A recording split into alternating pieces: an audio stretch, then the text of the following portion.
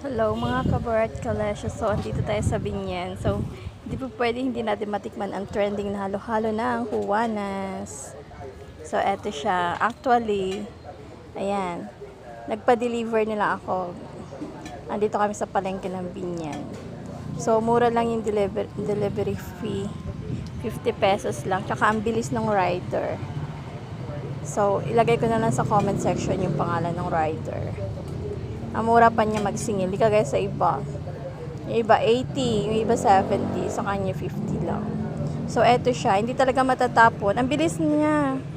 Mga 10 minutes lang, na-deliver siya. So, hindi matatapon yung gatas kasi, ayan, safe na safe yung pagka-sealed. And then, yung ice niya. So, ayan. Hindi pa nga nalusaw eh. Maraming ice.